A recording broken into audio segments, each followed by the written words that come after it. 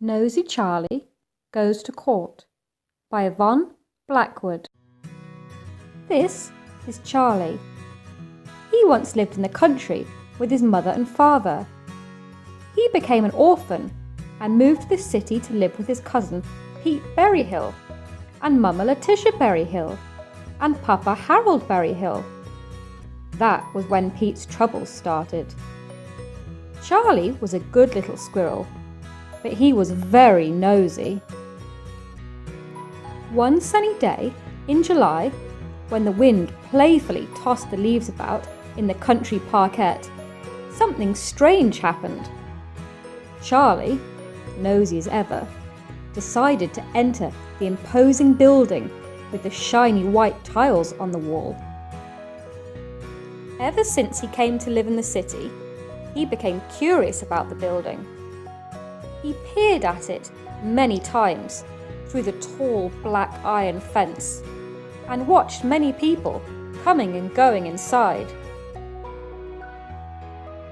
Strange men dressed in black robes with curly white hair went in there too. He wondered who they were. Today, he would find out.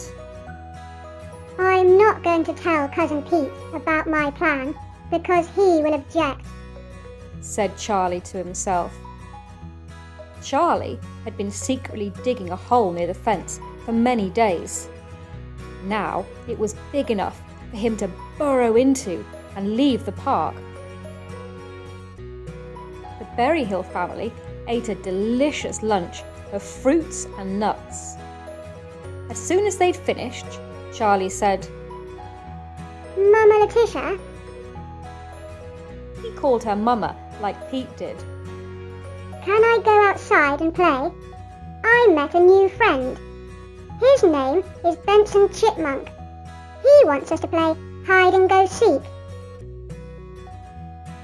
Mama Letitia looked at him. Then she looked at Papa Berryhill and asked, What do you think, dear? Boys will be boys. They love the outdoors. Let him go. Papa Berryhill said. Okay, Charlie, you can go, but please be careful. Come home by 2 o'clock for a snack, Mama Letitia said.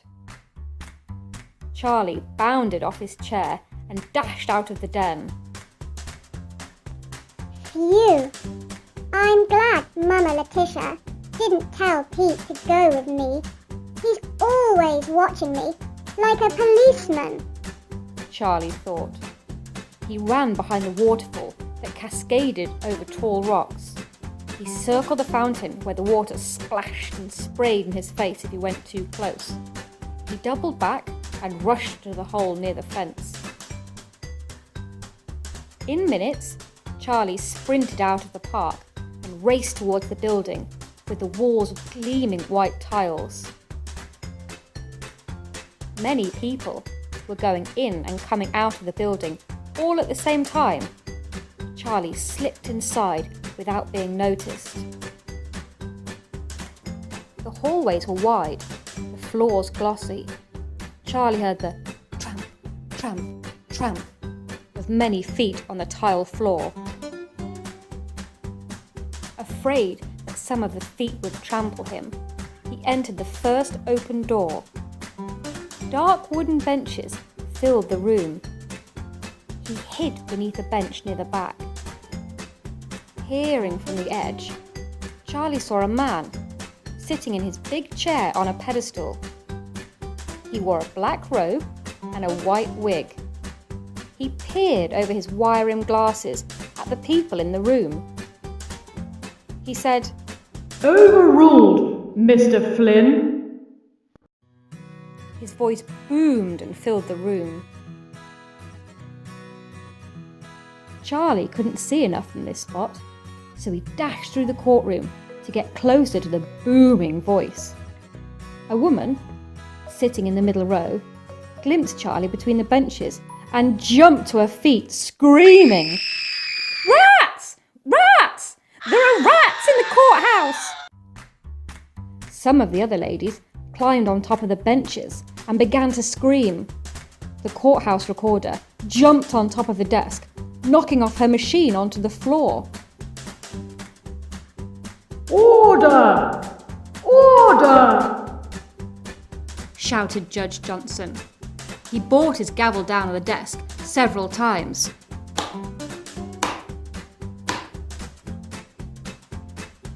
But no one paid him any attention.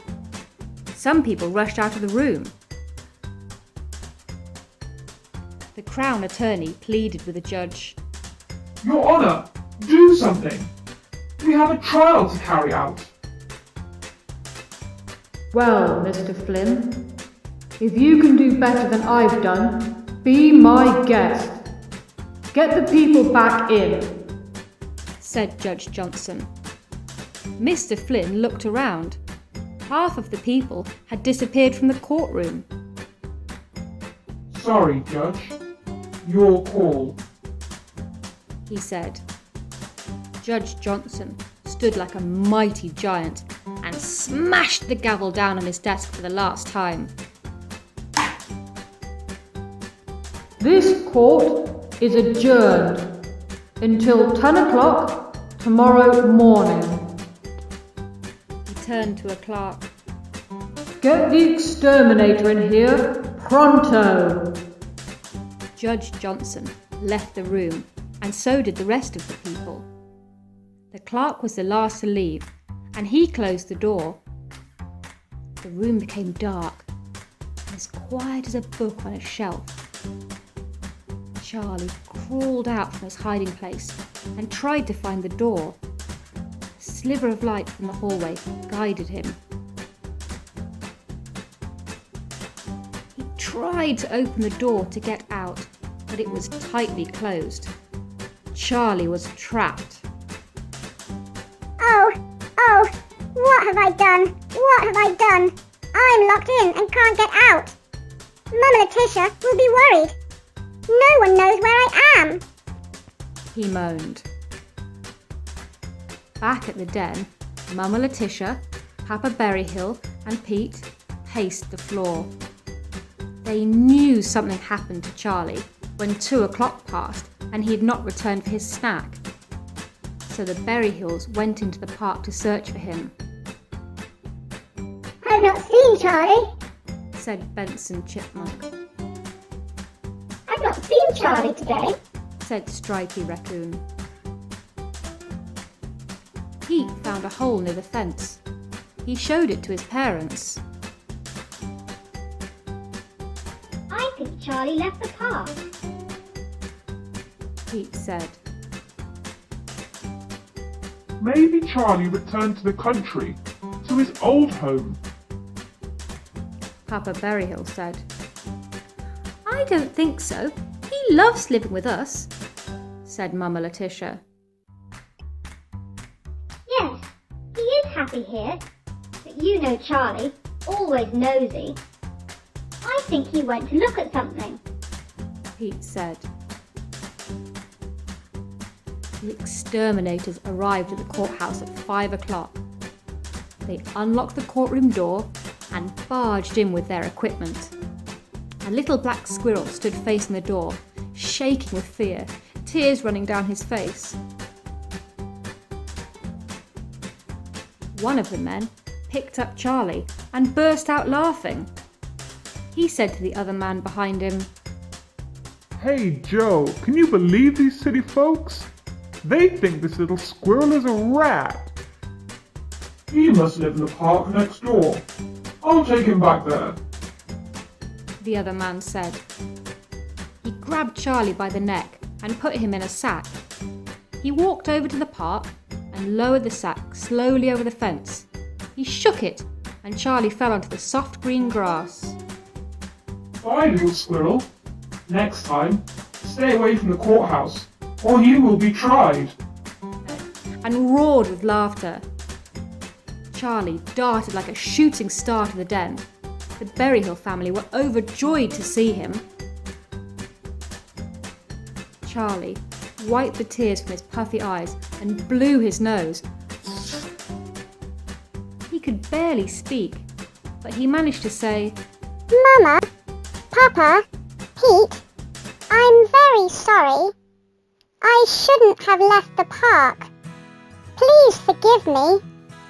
Mama Letitia said, Charlie, all I can say is, I hope you learned a lasting lesson from this escapade. This is a big city. You disobeyed me. You could have been killed. She turned to her son. Pete, you'll just have to stay with your cousin at all times from now on. Pete rolled his eyes and made a face at Charlie. Yes, Mother, I will. The end. If you enjoyed Nosey Charlie Goes to Court, then why not read his next adventure, Nosey Charlie Chokes on a Wiener? You can find out more about author Yvonne Blackwood and buy the books to read along. Just click on the links below.